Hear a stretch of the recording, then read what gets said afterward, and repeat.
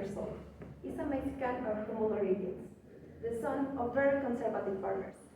His testimony says, 2 years ago, I suffered from a terrible cough that produced phlegm. I was hospitalized for 20 days. When the doctor told me the words that would change my life. You have tested positive for AIDS. There are many cases like this where people is diagnosed too late.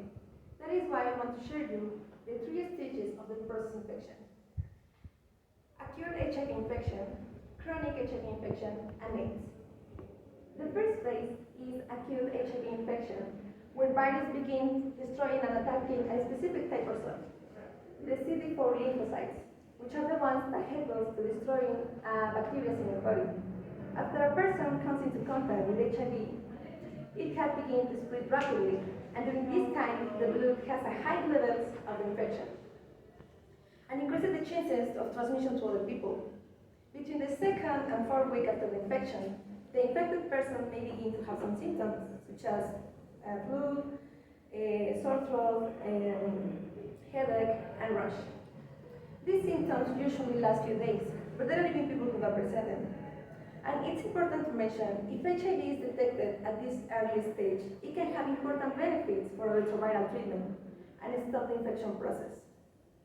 Once the first stage is over, the second starts, called chronic HIV infection, where the virus continues damage the cells, reproducing and multiplying. This destruction process lasts approximately 10 years or more. It depends on each person, because there are others who develop it faster. Unfortunately, the majority are asymptomatic, and it's very unlikely that they know that they have HIV, because many of the times the symptoms are confused with allergies or with flu, and they don't give it importance. But thanks to advanced medicine, it is possible to reduce the viral load even at this stage.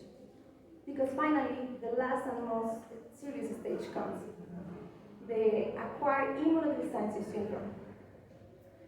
According to the World Health Organization, approximately 35 million persons have died for being diagnosed in this last stage of the process. Normally, a healthy citizen has between 500 to 1,000 cells. At this point, HIV has less than 200 cells. And it's when AIDS is officially diagnosed, because the body cannot fight against some diseases such as tuberculosis, hepatitis C, pneumonia, or some cancers such as Kaposi sarcoma, which are the most common. Without treatment, people with AIDS usually survive 3 years or less. In conclusion, think about how terrifying it is to know that there exist 6 million people living with HIV, and they don't know it. Maybe you can have it, I don't know it, as was the case of Jose Antonio that we talked about at the beginning of this speech.